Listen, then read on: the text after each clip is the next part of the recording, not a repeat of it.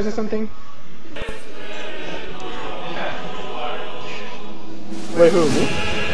Oh, yeah. And then ChafaComet, that's so good. Who is it? Losers Finals, right?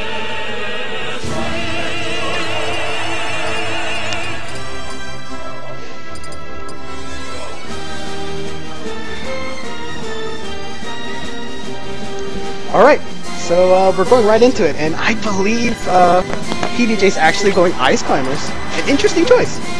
Well, how do you... Yeah. Against Ganon, this seems like a good choice, mostly because Ganon's such a huge hitbox, and if Ganon tries to hit you on shield, Ice Climbers have a lot of out of shield options and a lot of punishes that Ganon doesn't have. So you would say that this matchup is for sure in Ice Climbers? Well, not exactly, but I could understand that if they don't properly utilize Ganon in the ways that, like, separating the Ice Climbers and edgeguarding, you know, one of them like you should, which is really good for Ganon, then... Yeah. And, yeah, you have to know the matchup, too. Yeah, Ganon's main separating tool is down smash and down B, I believe, right? Down smash is not very good for Ganon. Ah, is it not? Yeah, it's pretty slow, it doesn't have as much range as Falcon's. Down air is good. Yeah, it just pops them both. Forward air is really good. Back air is a lot of his aerials are, but... And PBJ does have the luxury to do this, because this is a best of 5. Yeah. So he can afford to lose this game, is what I'm saying. Although, I'm sure he wouldn't agree for your set. Alright, so moving on. Alright, yeah, Ganondorf does get the first kill, and I guess he did do what you were talking about, you know, separating them properly, and just ending up killing them. Yeah, because reverse upper is extremely great on Ice Climbers. Yeah. So, yeah, like right there, right? It separates both of them, and wow, unfortunately he's unable to capitalize on it. And was that a down B? Yeah, that was a down B. Oh, down B usually isn't that good, but I guess if DI'd improperly... No, well, mostly because it's not good because it has a lot of startup and a lot of end lag, which means that if you can see it coming from a mile away and just shield it. Yeah, exactly. Yeah. But if you like doing it in a read situation... If you're coming down and you have no option or you're rolling, then you have to you're forced to do it. Yeah. And yeah, it looks like this matchup is going pretty well for Chafa. Yeah. He is playing this quite well too. He's you know, using the up air properly, separating them, getting one on the, like that's huge for Ice Climbers. Their main advantage is that there's 2 of them, because individually they're squishier than, I swear, Pikachu. So I mean, just having this is, and now it's just Popo. I believe it's Popo. Is it Popo or is it Sopo? It's Sopo. Sopo. Oh, Sopo is when there's like one. There's Popo, one, right? Yeah. But there's Popo and Nana. Yeah, exactly. Okay, and so in that set he lost mostly because he went in to try to bait something, but he stayed a little bit too close when he was waiting for him to put something out, which made him, you know, easily able to get hit. Yeah. But yeah. And yeah, I think Chafa played that really well. Yeah, he did. Definitely. Yeah, there was. Yeah, but now PBJ does have the counter pick. If he stays this, he knows this matchup, you know. He knows the Ganondorf matchup. So yeah, here we see Chafa maybe picking another character. Okay, yeah, there we go. Yes. DDD, yes. That's DDD was yeah, no, it's very good. Very good. It's very good. He was doing really well against Red the last set. Just you know, just using the Waddle Dee so effectively, and I hope we get to see more of that. Except this is Ness, so you know his PK fire goes down, so he can't really bodyguard them. He can't really throw them into the fire, you know. Yeah. So yeah, and here we go again. He was trying to do that, but because Ness's projectile doesn't go straight, instead it goes down like that. He just you know can't do much about it. All right, and I think the main goal for DDD here would be to just, you know, space him out, get those fairs, get those back airs, and that's your win condition for this game. Oh my god! That was 3 magnets falling down. And yeah, that's such a scary position to be in. Because if you DI'd out, you might not get back. So I can't fault Chafa for just DIing that. FD against Ness is already really scary, and against a character with a big hurt box is even worse. Yeah. So it's really hard to do, but no matchup is undoable. Yeah, no matchup is undoable, but this one's just especially hard. Yeah. And yeah, Chafa's, it seems like he just get hit by those PK fires. It seems the main way he dealt with projectiles for the Fox matchup was for throwing out those Waddle Dees. But for this matchup, he can't do that. It's much harder for him. And that was a great fair. Closed out that game. I think in scenarios like that, he could angle it up to delay the PK fire, Yeah. and the PK fire would be falling down with the Waddle Dee while it's hitting him, which could, I guess if you maneuver under it, could give you an opening. Yeah. But the thing is with Ness is he could easily cover that too, so it still is pretty hard. Yeah. And I feel like if this was if he had gone to Battlefield or really anything with the platform, this would have been a much easier game for him. Yeah, definitely. Like, a lot of these things are being enabled because he can't escape these combos. And, okay, here we go. Like, yeah, in that edge guard scenario, for example, he went for a back air where, like, forward air, probably, if he already was reading that he was just going to get up from ledge like that, with disjoint, he wouldn't have gotten hit, so. Yeah. It's stuff like that, like, you really have to abuse DDD's disjoint. For sure, yeah.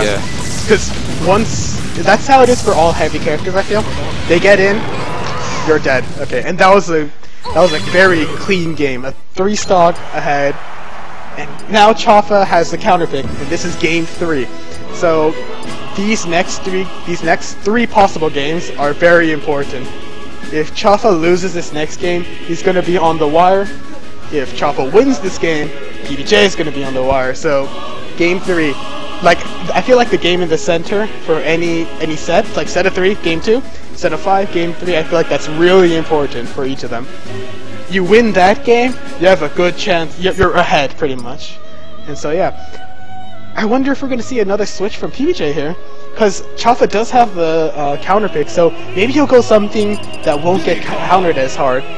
Oh, okay, yeah, Diddy. This is interesting. I like it. It's a solid pick, you know. He has that great neutral. He can contest DDD's, Waddle Dee's, you know. And I don't think DDD really has a method to deal with the banana either. DDD's...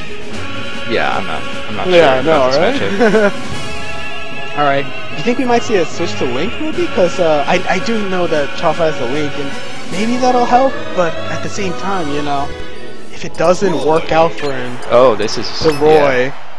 I think this is a 50-50 matchup. I know Diddy Kong can get comboed upwards. He can get juggled very easily. Yes. So, you know, Roy is the god of juggles. So, I like this pick, actually. It was a pretty solid counter pick. But the one thing is, Delfinos. How do you feel about this stage in this matchup? In this matchup, I'm not so sure. I think that it's probably in Diddy's favor, mostly because he has a lot of, you know, bananas and peanuts, especially against Roy. Yeah, that's exactly what I was thinking. Maybe I think this pick was mainly for DDD, but because he saw the Diddy, he had to switch to Roy, which isn't too bad either, though, because, you know, Roy has very easy kill moves. F smash can kill very early, and he went for the hard read there. Didn't quite work out for him. And yeah, here we're seeing the combos. Just Diddy can't really. I don't know how Diddy feels about, you know, getting jungled like that. Alright, oh, good back air. Yeah, that was an unsafe banana, but... Yeah. You know, the end lag for the throwing out the banana is huge. That's why a lot of Diddy players actually throw it out in the air when, you know, no one's close to them. They can just do it. Yeah, and right now, all Chafa needs to do is just, you know, stay safe. That was interesting. He clicked with his forward, his forward smash, and then was able to be in the air and then immediately punish it. Yeah, and it's not looking good for PBJ right now. He's one stock behind, and he's getting more and more percent stacked on it. Especially against a Roy, that's not what you want to happen. Just because, you know, Roy can push that lead so far. Especially with Diddy Kong doesn't exactly have like one of those easy ways where characters can take a stock like very quickly, like Ganondorf. Yeah, Fox, exactly. Or, yeah, Ganondorf and Fox have, you know, the up air, up throw, up air. Ganondorf has every single move in his arsenal. But yeah, if anything, it would be the opposite. Roy would have the tools to make the comeback, while Diddy, if behind it, he just struggles. And we're seeing that now. And, you know, Chafa's doing well, evading everything. He's just waiting for PBJ to make one mistake, you know, make an unsafe side beat to run in and punish it. And yeah, Roy has... Okay, I don't want to say he has a worse recovery. I honestly think his recovery is not as bad as people make it out to be. Yeah, mostly because of how hard it is to kind of edgeguard him when he's able to click to it. Yeah, but if he goes far off stage, he will die. Yeah, definitely. In objectively, like with distance, he will lose. Or he will, lose in terms of recovery lanes. Alright, and that was a good side beat. Chafa didn't go up on the platform, so he couldn't really do anything about that. I think if he had gone up on the platform, PBJ wouldn't have had many recovery options. He would have had to go low and then charge up his up B, which would have given Chafa enough time to go down and do an F smash, you know. Alright, but looks like he is bringing this back, and yeah, that's exactly what we were talking about right there. His up B, Roy's up B is very hard to edge guard. Yeah. Oh, and that was a good charge, but unfortunately the end lag of that will get punished. I think that PBJ did have a good idea with using the banana to edgeguard Roy. It's just he missed a lot. Yeah, it's just if he had landed.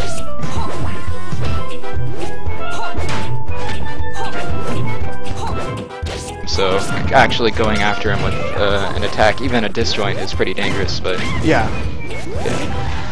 Okay, he's in a good spot right now in terms of his position. Oh, okay. Unfortunately, does not get an edge guard. I don't know. Do you think that if PBJ maybe held the ledge, it would be like easier to edge guard Roy? I'm not completely sure about that. See, yeah, if he just immediately grabbed the ledge as soon as he thought he was coming up, it would be better. However, the Mulk does do this thing where if he knows that you're gonna like hit the ledge right then and there, like if it's obvious, then he's just gonna up the early and hit you. Yeah. And he doesn't really get anything off of it, but he doesn't get edge guarded, and he gets extra damage, so that's good. Yeah. Oh wow, that barrel! Didn't expect it to damage. Oh, counter will kill him. Okay, so Diddy is at 118%, but he could possibly make this back. If he gets a good combo, unfortunately, Chafa with a great back air spaced that very well. Yeah, he was just too far up in the air, and anything that he really would have done from that would have gotten him punished. And I feel like he also picked up on PBJ's habits right there. You know, PBJ did go for the habit of going side B into it, and he just jumped up, got that back air. You know. Yeah. So, do you think we're going to see maybe another character switch, or do you think he's going to stay Diddy, just try to counterpick the stage this time? There is probably going to be a character switch here. He was probably just, you know, feeling out, seeing exactly how well that character did in that matchup before fully committing to having his Lucario out and being downloaded, maybe. Yeah. See, though, I'm not completely sure how the Lucario-Roy matchup is. What would you say it would be, like, just from how it looks on paper?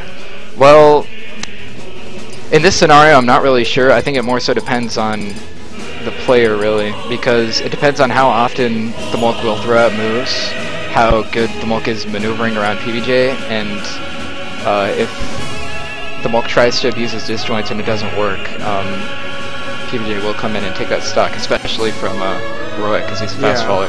And Roy, even though he can't juggle, still Lucario. This is very interesting. Oh, Mr. Game & Watch. Okay. See, I don't know how this matchup will go. I want to say it's slightly in Game & Watch's favor, but at the same time, watch this. Game & Watch is just getting punished. He can get comboed so easily. That was risky. Game & Watch definitely could have bucketed that. And I think he doesn't get 3 charges from that, right? He only gets 1? He can. I think you can release a charge at 1. Oh, and that's a trick that Jerome really likes to do. He does a back air, and then he does a double jump cancel with back air. So he just like hovers slightly out of their range, comes back in, kills them right then and there. Yeah, it's just... Alright, yeah. So, we're seeing here the Jerome, or PBJ, I'm sorry, I don't know what to call it right now. Oh, and that neutral B did kill him. Do you think the bucket would have been a good choice there? Bucket stall? Yeah, bucket would have probably been his only option in that scenario. Yeah, and honestly, it would have been a good option even if he didn't have that, because it's, you know, the bucket stalling. Yeah. And see, here we just see the power of Nest. He can combo like hell, but at the same time he can get comboed really easily.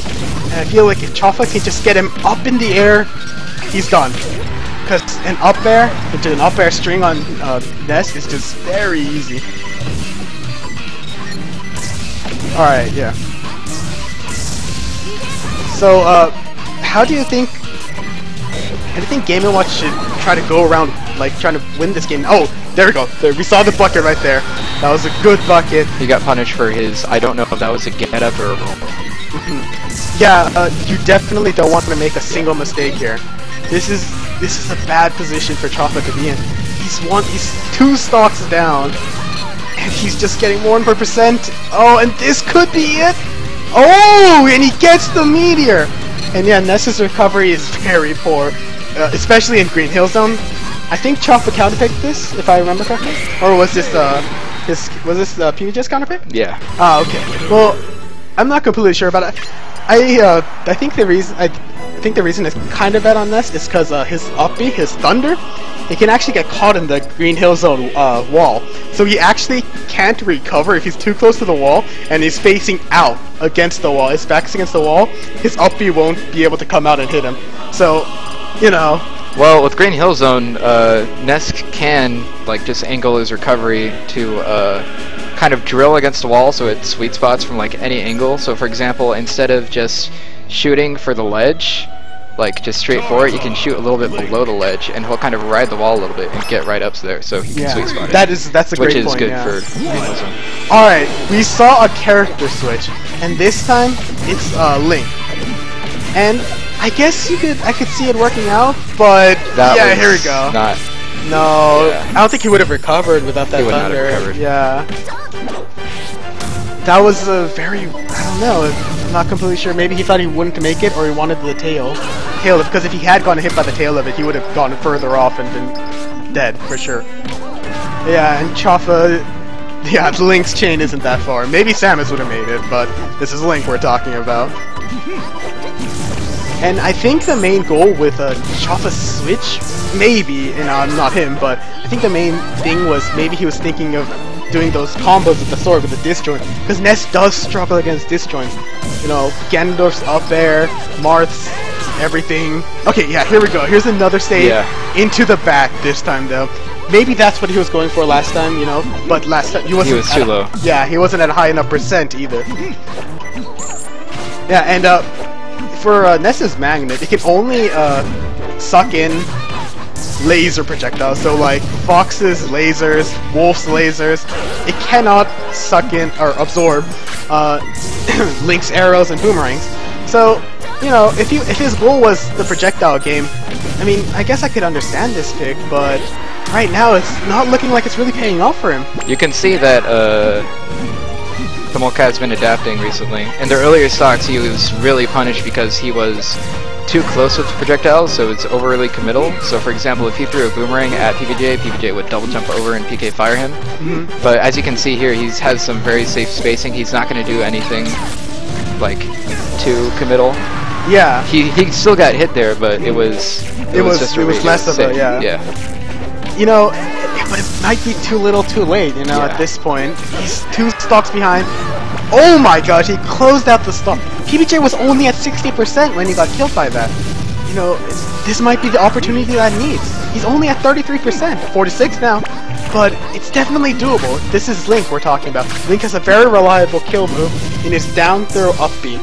Up B grounded, for those who don't know, will kill you, so it's just, okay, that was a very, very risky neutral B.